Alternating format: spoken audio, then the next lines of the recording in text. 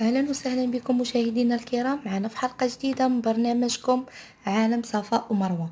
اليوم إن شاء الله غنقدم لكم هاد الحليوات اللي كيجيو زوينين بزاف، راقيين وساهلين بزاف، ما فيهمش الخدمة، دغيا غتوجدوهم.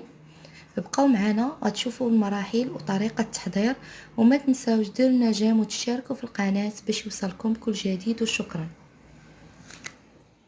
ندير اللوزيه هذه. شديت اللوز، درتو في الماء سخون حتى لطاب وفسختو، مني فسختو درت ليه زيف وخليته بات ليله كامله، ولا الا كنتو زربانين بيه بحال اللي درتو في الصباح مع ديك 12 ولا هذه على الاقل 3 سوايع حتى 4 تخليوه بما ينشف من داك الماء.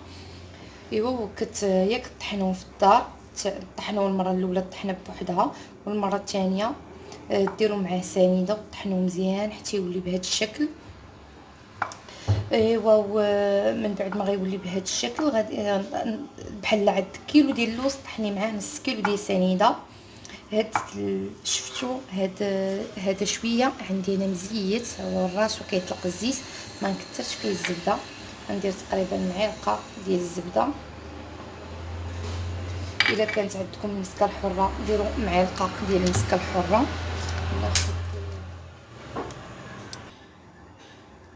غتاخدوا حبيبات ديال المسكه الحره، تشدوهم وتدكوهم بالمهراس. هي عندي معلقه تقريبا كبيره ديال الكليكوز. الزبده ما كثرتهاش، راه قلت لكم لحقاش الزيت شويه. هذا اللوز بديه من الدم صافي. هاد الاشكال ساهلين بزاف، ونديرو ماء الزهر ونجمعوا العجين. هاد العجين غنقسمو على جوج ديال الاشكال، تقريبا 4 كاس ديال الماء زهر صافي. وكتشدوها كتعجنوها. الا شفتوا الزيت ما يدمش، الا شفتوا الزيت هذا، الا شفتوا اللوز ما يدمش ديروا حتى 3 معالق ديال الزبده. شفتوه من يدم او 2 معالق كافيه. كنبقى بهاد الطريقه حتى ندخل فيه هاد المكونات وندوز. غندير الاول غادي نكهو بالفاني، والعجينه الاخرى غادي نكهها بالروح ديال البيستاج. بقاو معايا غتشوفوا الطريقه مني غادي نديرها. غادي من بعد ما غنجمع العجينه غادي نقسمها على جوج كما قلت لكم. هاهي العجينه ديالي من بعد ما جمعتها غنقسمها على جوج، نديرها في بلاستيك غذائي وندخلها للثلاجه. بالنسبه لهذه غندير فيها الروح ديال الفاني اولا غير فانيا عاديه، تقدروا ديروا غير فاني عادي ساشي، اولا تقدروا ديروا الليمون، تنكوها بالحامض بالليمون باش ما بغيتو. تقريبا شي ساشيه ديال الفاني صافي. ونجمعوه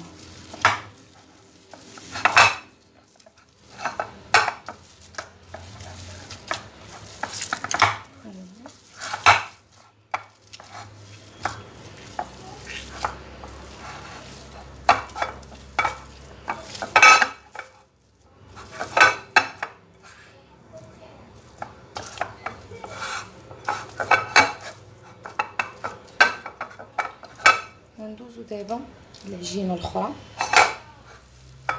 اللي غنكوها بالبيستاج. هاد لي غون راه متواجدين، غادي نديرو لها الروح ديال البيستاج، هي تقريبا قيطره ديال الروح ديال البيستاج.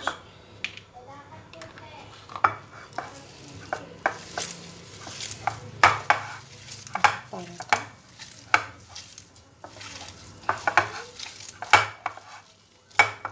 نبداو غندير هنا الشان في الارض باش ندلكها مزيان.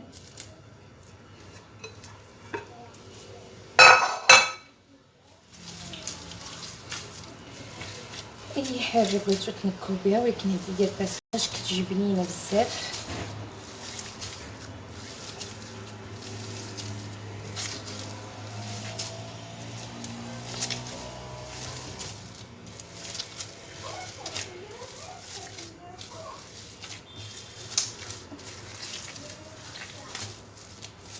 هكا غنبقاو نطلقو فيها حتى غتولي كامله لون واحد.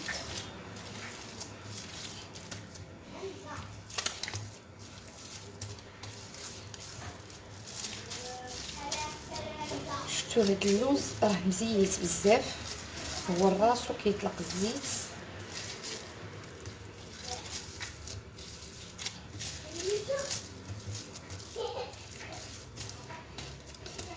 صافي غنحط غنخليهم يرتاحوا شويه، اولا تقدروا تخدموا بهم مباشره. انا حيت ما مساليش دابا غادي نخليها ترتاح شويه عاد غادي نرجع لها.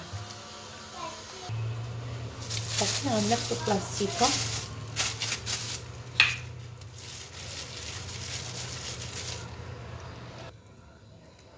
غادي ناخذ بلاستيكه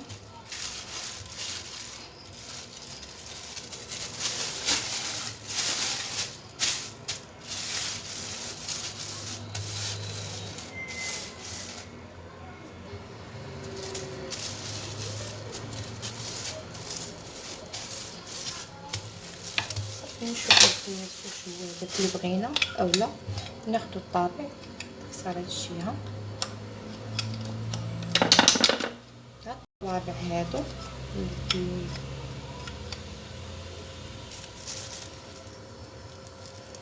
كنحاول نورك عليها مزيان في الجناب باش تخرج ليا كالرشمه اللي بغيت.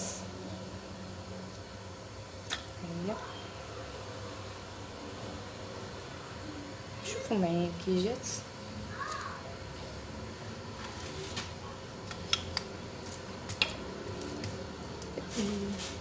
جاتني القياس هو هذا اللي بغيت، ما غنزيد عليه ما غنقص. نحاول نبسط شويه داك ديال الجناب شويه طالعين. بالنسبه تقدروا شي يكون السمك ديالها شي 1 سنتيم. ما كنوريكش غير كنقادها باش كنشوف واش كامله مقاده ليا ولا لا، باش كلهم يجيوني قياس واحد. صافي كناخذ دقيق كنقاطع حتى يقول لي ماشي دوريجين، كيكونوا كيلصقوا شويه. وبالنسبه للدوريجين دابا ما بقاوش خرجوا المره الاولى. صافي واخا كيقولوا لكم راه دوريجين ماشي دوريجين دابا. صافي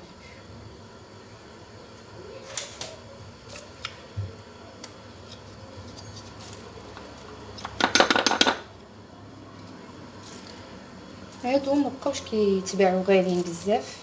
انا خديت هذا ب 8 دراهم.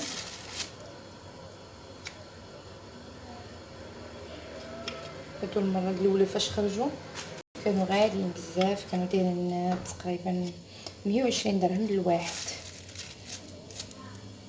ولكن هادشي المره الاولى فاش يلاه بانوا. بقاو غاديين هادوك الجنبات بشي طريقه بهادي، وكنبسط هكا في الجناب باش تخرج ديك الرشيمه. كنهز كنخرجها هكا، كنجي معها هكا من الجناب.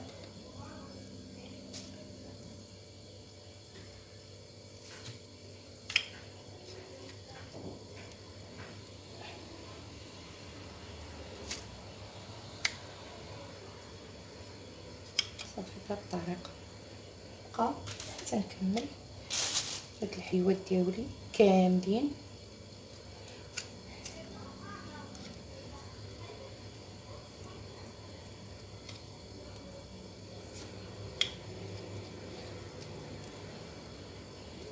هكا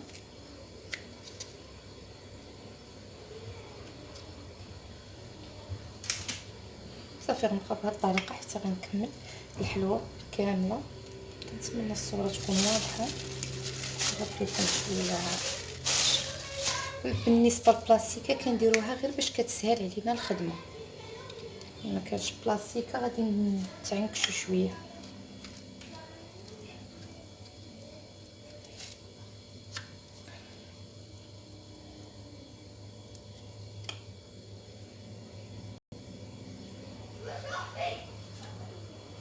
بالنسبه للاطا ضروري يكون فيها بابي سولفيريزي، ضروري خاص يكون تجي طاغي شويه بوسط، ما داروش ليا نمدلك مزيان،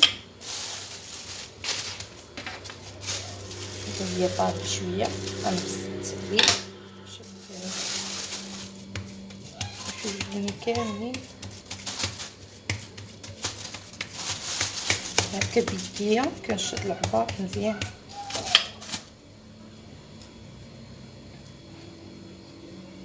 هكا.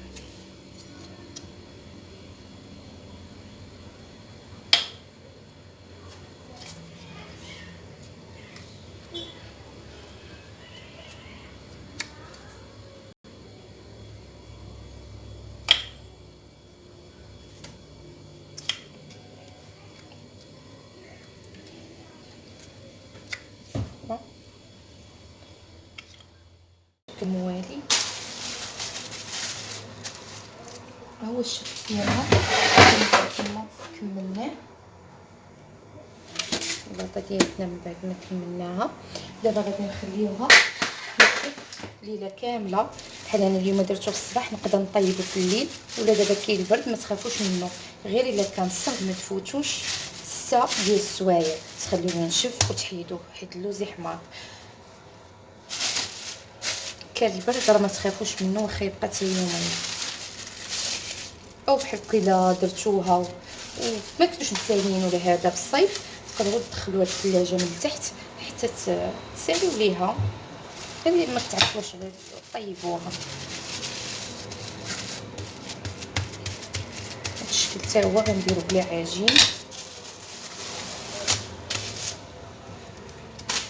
هاد اللوز مزيت بزاف،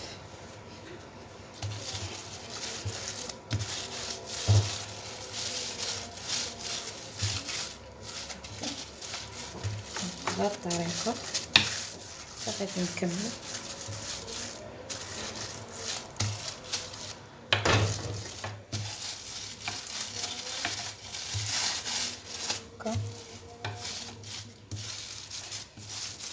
نسرح العجين ديالي مزيان.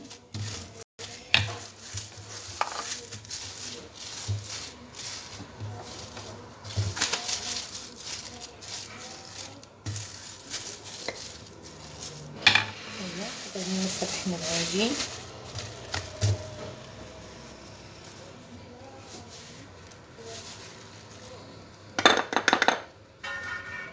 كناخدو الطابع ديالنا. انا اختاريت هذا على شكل قلب، نتوما تقدروا ديروا اي طابع يعجبكم حتى هو كيدخل صافي. ونورك هكا وديما نورك على الجناب باش يخرجوا ليا دوك الرجمات. صافي نزيد شويه صافي.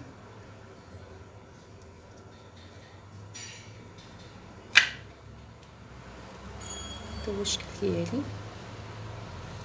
اذا بغيتو ديروا العجينه تقدروا ديروا العجينه ديال تعجبني العجينه ديال الكعبه او اي عجينه ديال اللوز معتمده عندكم وديروها.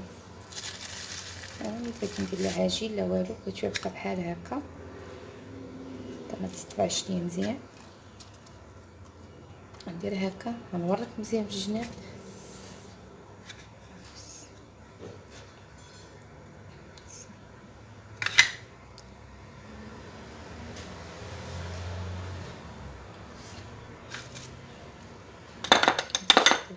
باش بلا ما تلصق ليا صافي.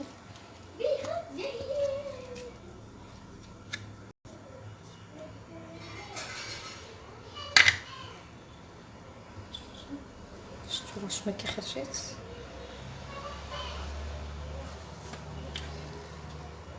بهاد الطريقه صافي.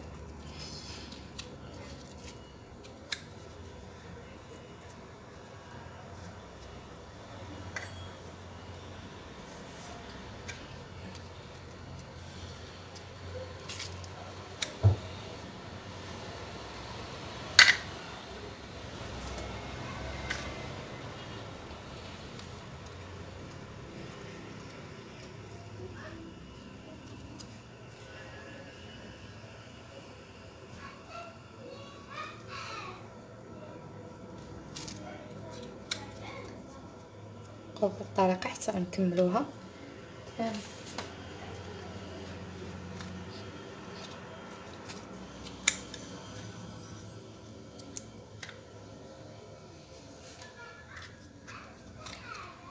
هنا شويه لداخل غليت شويه على الجناب، نعاود نسرحو شويه.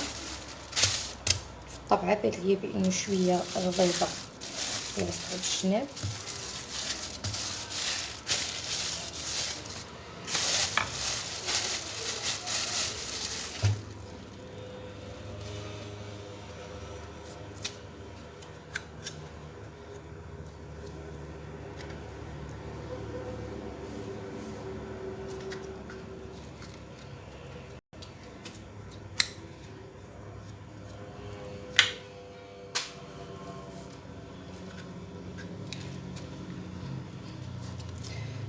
صافي نبقاو بهاد الطريقه كنوريكم.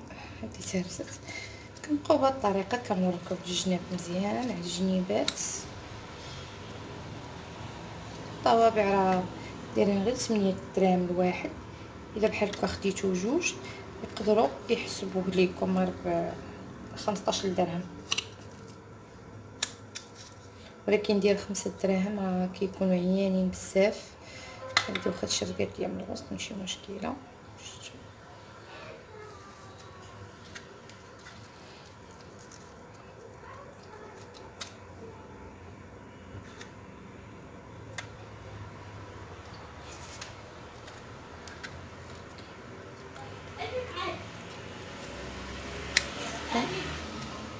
هادو جاو شويه غلاط يعني الوسط. نحاولوا نجمعوا العجين هكا ونعاودو نبسطوه. نبقاو داك العجين اللي كيبقى نعاودو نجمعوه.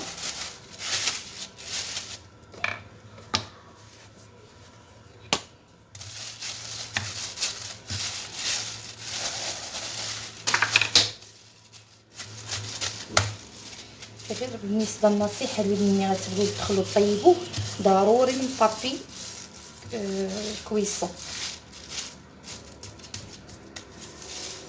لحقاش الا ما كانش بابي كويسون غادا تحرق ليكم وغادا تشد لكم في النار.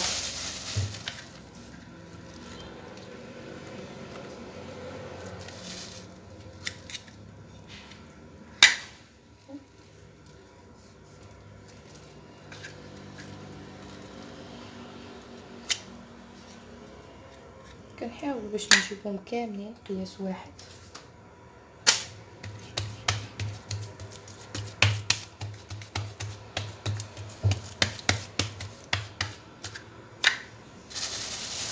نعاود ندير شويه من داك باش تجيني واضحه.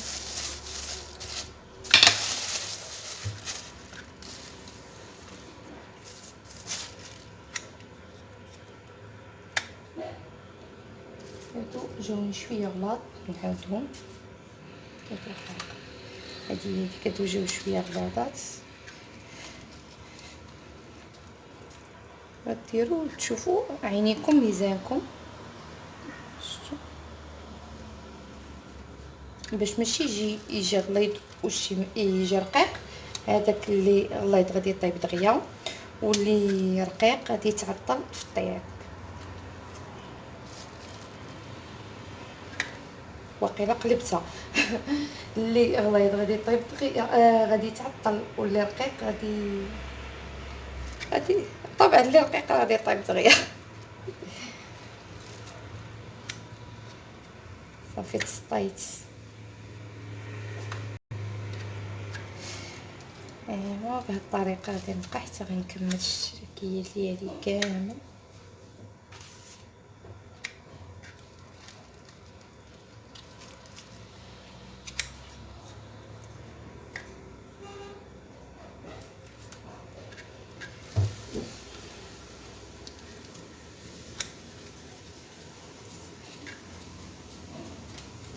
غنبقى بهاد الطريقه حتى غنكمل اللاطه ديالتي كامله ان شاء الله، ونرجع معكم من بعد ما نكملها باش نوريكم الطريقه ديال الطهي ومن بعد نوريكم الطريقه اللي غادي نزين بها هاد الحليوات.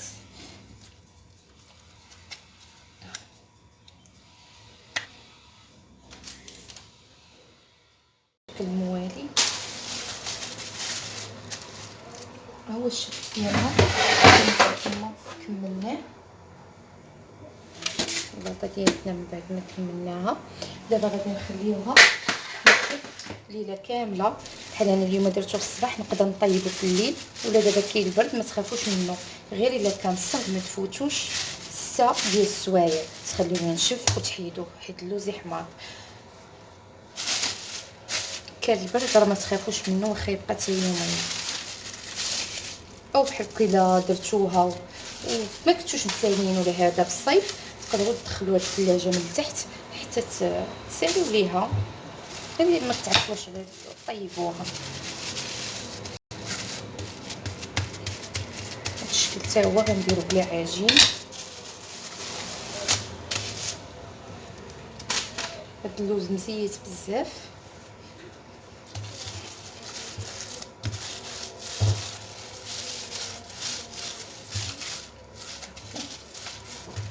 بهاد الطريقه غادي نكمل.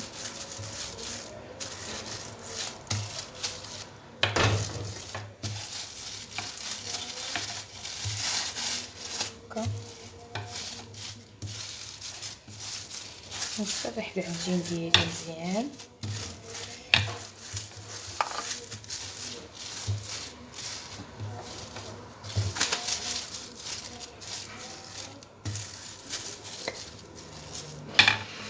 دابا سرحنا العجين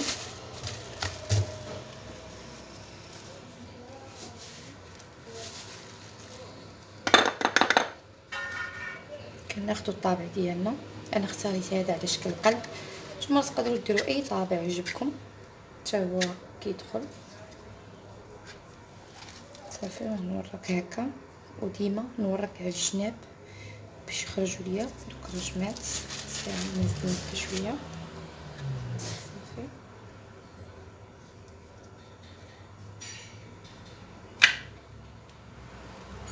هذا هو الشكل ديالي. اذا بغيتو ديروا العجينه تقدروا ديروا العجينه ديال تعجبني العجينه ديال الكعبه او اي عجينه ديال اللوز معتمده عندكم وديروها. انا بغيت ندير لا عجين لا والو، بغيت يبقى بحال هكا حتى ما تطبعش ليا مزيان. ندير هكا ونورك مزيان في الجناب.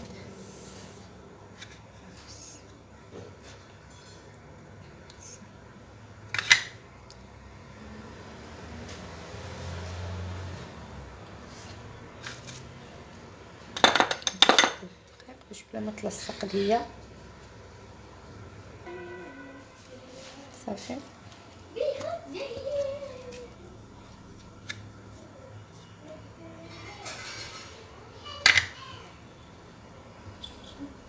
شفتوا واش ما كيخرجش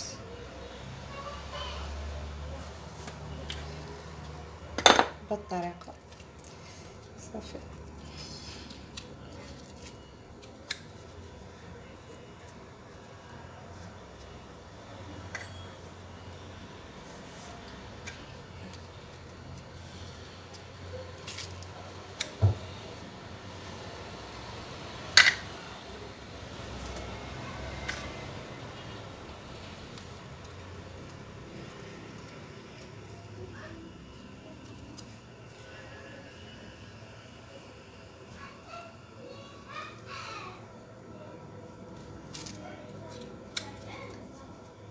بهاد الطريقه حتى غنكملوها.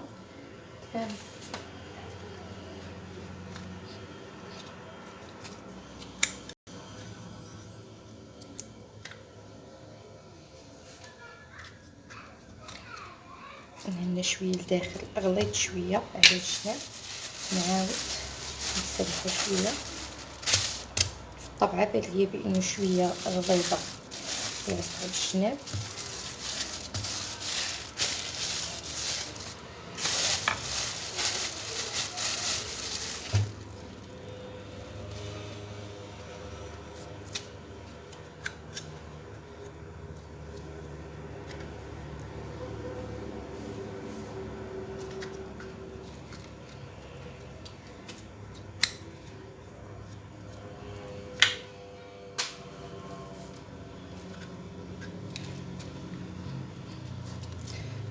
كنبقاو بهاد الطريقه كنوريكم.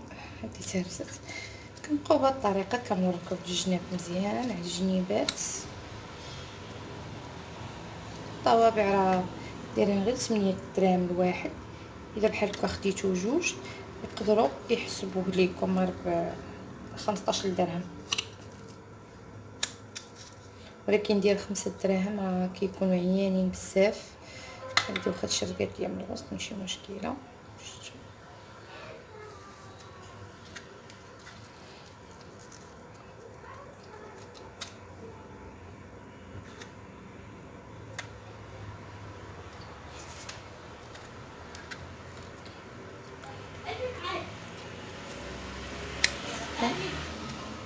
هادو جوج شويه غلاط هادو يعني الوسط. نحاولوا نجمعوا كاع اللي عارفه نعاودو نبسطوه. كنبقاو داك العجين اللي كيبقى كنعاودو نجمعوه.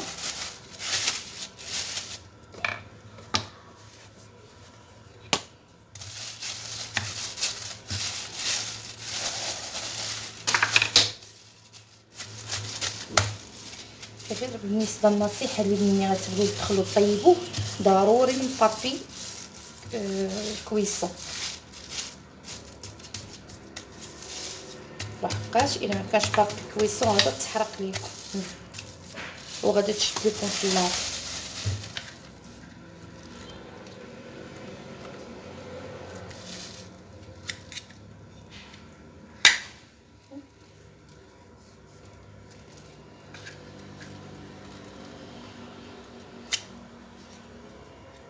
كنحاول باش نجيبهم كاملين قياس واحد.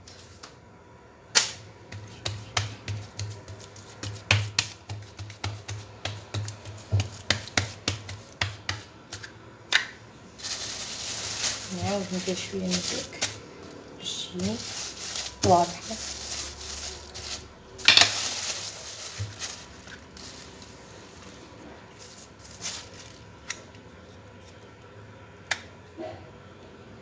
هادو جاوني شويه غلاط نعاودهم. هادي كتو جاو شويه غلاطات غديروا تشوفوا عينيكم ميزانكم باش ماشي يجي غليظ وشي يجي رقيق. هذاك اللي غليظ غادي يطيب دغيا واللي رقيق غادي يتعطل في الطياب. وقيلا قلبتها اللي غليظ غادي يطيب دغيا غادي يتعطل، واللي رقيق غادي طبعا اللي رقيق غادي يطيب دغيا. صافي تسطيت. ايوا بهاد الطريقه غادي نبقى حتى غنكمل الشركيه ديالي كامل.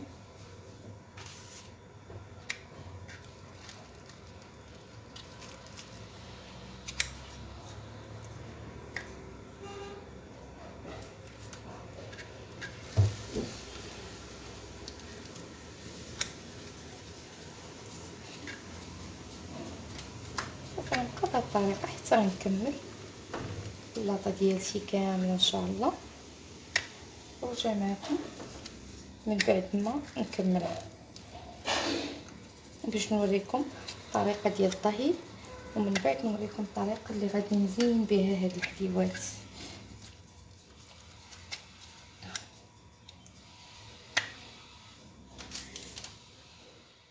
ديالنا من بعد ما خليناها ليله كامله حتى نشفات.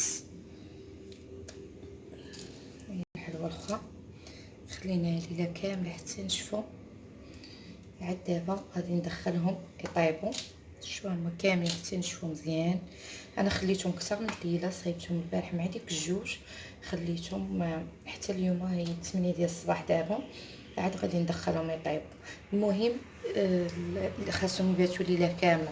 انا لحقاش كاين البرد كما قلت لكم ما خفتش عليهم، خليتهم حتى اليوم ان شاء الله عاد غندخلهم يطيبوا. قلت لكم خاصهم غير يبانوا لكم تشمعوا، يبان لكم الحلوه حيت ملي كتدخليها كطرخه شويه، غير كتشعلي عليها البوطه كتجمع، غير تجمع صافي وخرجوها حيت ما فيهاش العجينه، ما غاداش طيب بزاف. مني ان شاء الله دابا ان شاء الله ندوزو باش غادي نزينو اللوز اللي ما لقيتش بيستاش كونكاسي تقدر تستعمل. كتاخد اللوز وكتاخد الروح ديال البيستاش، بغيتش تحل ليا كتاخد الروح ديال البيستاش دير منه غير شويه، قد هكا تقريبا الراس ديال المعلقه، حيت الا كثرتو غادي يحرر ليكم اللوز. صافي غتبقاو تخلطوا بهذه الطريقه هكا، غتبداو تخلطوا بهذه الطريقه حتى يتخلط لينا داك اللوز كامل بالروح ديال البيستاش.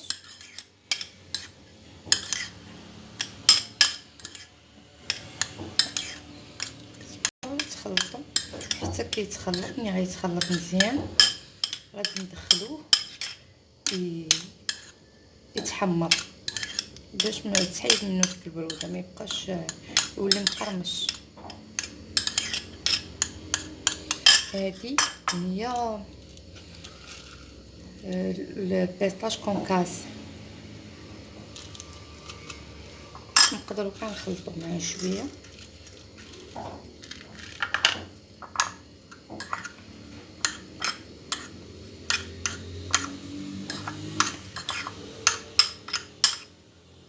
واخا البيستاش كونكاسي راه ديجا كيكون اغلبيه كيكون محمر. الا كان عندكم بيستاش كونكاسي ما غتحتاجوش تحمروا، غتذوقوه تلقاوه مقرمش.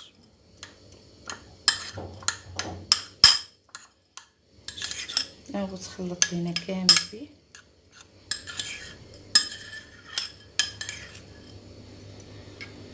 صافي دابا غادي ندخلو يتحمر حتى هو شويه ونرجع لكم. اول حاجه غنشدو الحلوه ديالنا غنطليوها كامله بالناباط بهذه الطريقه، نجنبو كلشي. شفتوا الطياب ديالها كيفاش طابت، شوفوا كيف بقات. الا مشات حتى ولات لكم بهذا الشكل، انا واحد هذه حمرت شويه باش تشوفوا. الا مشات لكم بهذا الشكل غتولي قاصحه. لا صافي ولات بهذا الشكل يعني راه غادي تولي لكم قاصحه، وهكا باش كتبقى رطبه وزوينه، كيبقى اللون ديالها ما كيتغيرش، ما كيوليش بحال هكايا طايبه. الا صافي مشات طابت غتولي قاصحه. صافي غنشدوهم غنطليو الحلوه ديالنا كامله بالناباط.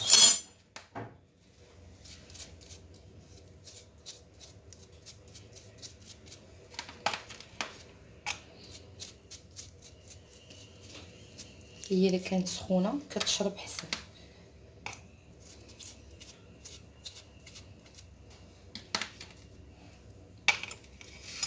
هديت شبت لكم الصوره مزيان.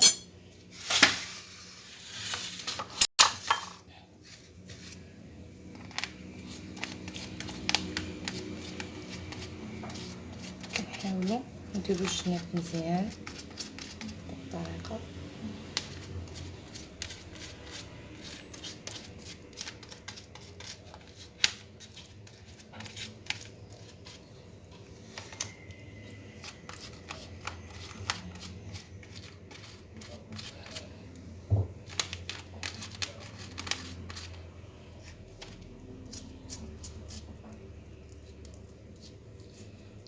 هاد النقاش هو كيزيد على الرطوبه، كتزيد تولي رطبه. كنعرفوا حلوه اللوز كنبغيو تكون معلكه ورطبه مزيان. صافي انا غنبقى بهاد الطريقه حتى نكمل الحلوه ديالتي كامله ونرجع لكم باش نوريكم باش غادي نعمروها. غادي بلاتي ندير قدامكم حتى لاخر صفرا كيف ما كتشوفوا معايا. ها هي بقات بيضه، اللون ديالها ما كيتغيرش، الا مشى حتى تغير صافي راه ولات قاصحه. فنبداو نديرو بهاد الطريقه حتى هي.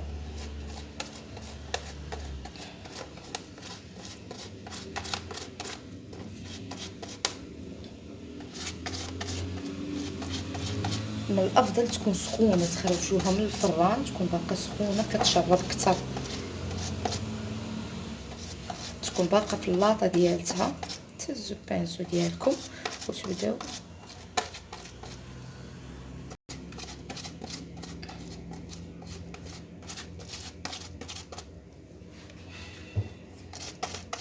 الا ما درتوش لا بابي سيفوريزي كما قلت لكم راه غادا تلصق كلها الحلوه، غتلقاوها لاصقه في اللاطه غادا تعذبكم وغادي يخرج لكم الكسور بزاف. الافضل بحال هكا صافي.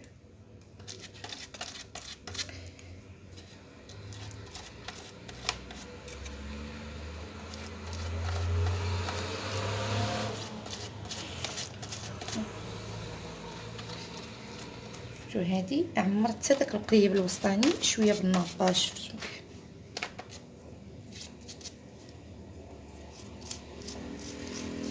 حتى داك القليب الوسطاني. انا هادي غنزوقها معكم دابا قدامكم حتى هي هكا. كنبقاو نطلعو صافي. هادو اللي غادي نطليهم انا نوريكم الطريقه ديال التزيين ديالهم ساهله. غناخدو هاد الحجيرات في الالوان وغادي نديرهم هنا الوسط،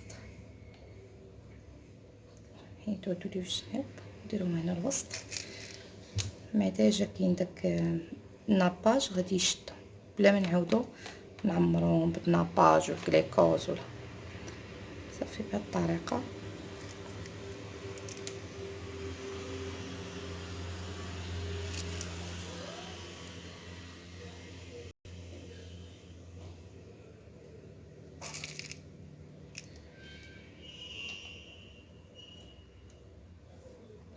تقدروا تعمروهم بالفروي كونفي.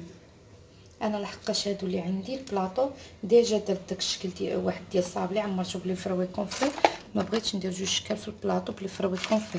تقدروا ديروا فيهم هادوك البيضات حتى هما كيجيو فيهم زوينين. اي حاجه عندكم تقدروا تعمروهم غير باللوز كونكاسي صافي. غنبقى بهاد الطريقه حتى غنكمل الحليوه ديالي كامله.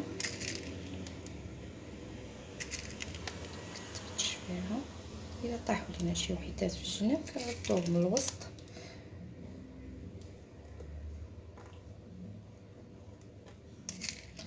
صافي. غنبقى هكا شكل ساهل بزاف. الوسط تعمروه باش ما بغيتو، حيت داك الناباج غير ما تكثروش بزاف باش ما يسيحش. داك الناباج اللي دهنت بيه القليب غادي يشد ليا دوك الحجيرات. شفتوا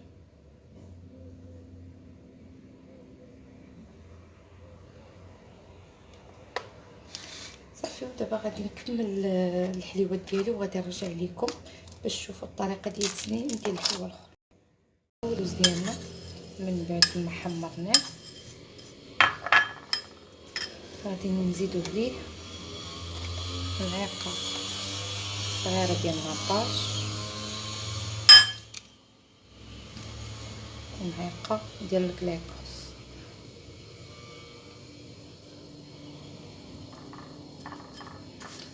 صافي نبداو نخلطو فيه حتى يتميلونجي لينا هاد الخليط.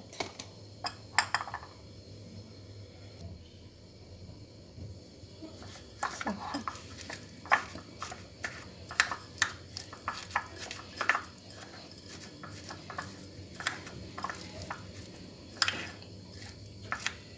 نزيدو شويه ديال الناباج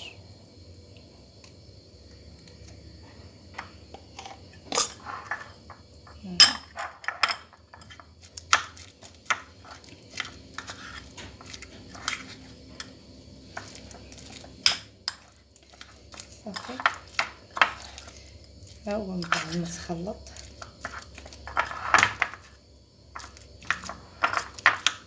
ناخدو معلقه صغيره ودينا السكر القياس،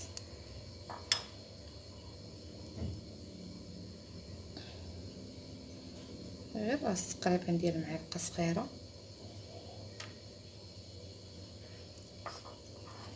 هذاك اللي تحمر شويه هو البيستاج كونكاس، حيت ديجا واخداه محمر. ملي دخلتو للفران زاد كمل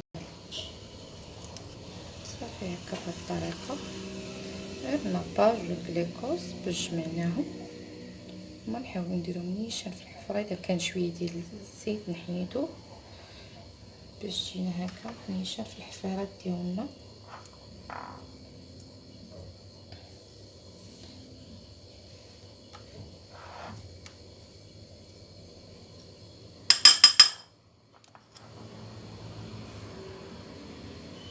بهاد الطريقه بالمعلقه صغيره كنديرو تقريبا غير راس ديال المعلقه.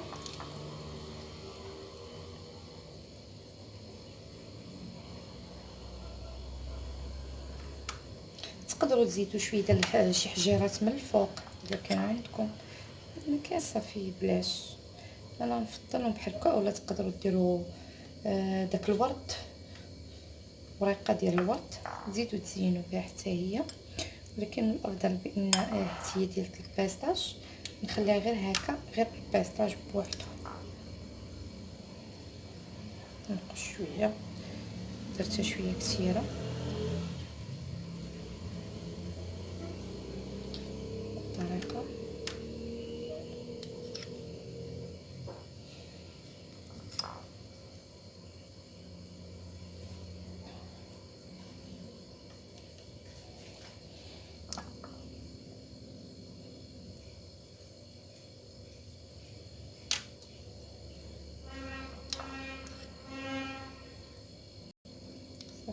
نبقى بهاد الطريقه حتى غنكمل الحلوه ديالي كامله.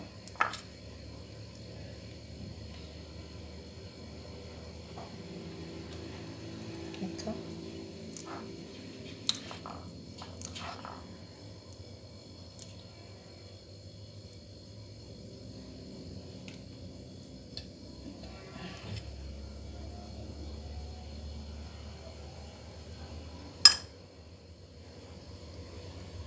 معرفتش الصورة كانت واضحة ولا لا، هي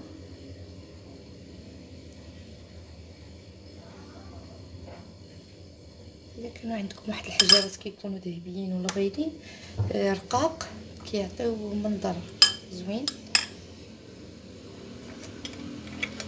واش انا ما بقاوش عندي، كانوا عندي راه خدمتهم لكم في شي وحده. كيكونوا رقاقين بيضين كيعطيو منظر زوين بزاف.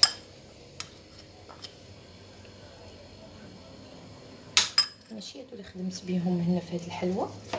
شفتوا الشكل الاخر كيفاش دار؟ صافي هذا دابا كملت القليب ديالي، عمرته هكا. شفتوا الشكل النهائي ديالو؟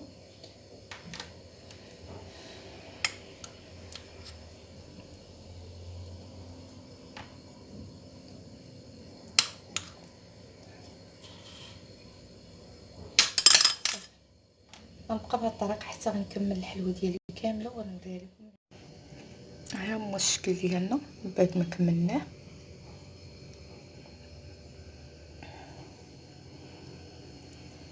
ما نقولش لكم كيجي لذيذ بزاف بالنسبه ديال البيستاج. ها هو الشكل الاخر حتى هو ساهل بزاف، اشكال سهله دغيا تقدروا توجدوهم. كنتمنى ينالوا اعجابكم ونشوفهم في طبق التقديم. ها هما الحلويات ديالنا من بعد ما وجدوا جاو زوينين ولذاذ بزاف. كنتمنى الفكره تكون نالت اعجابكم، وما تنساوش ديروا لنا جيم وتشاركوا في القناه باش يوصلكم كل جديد. وشكرا.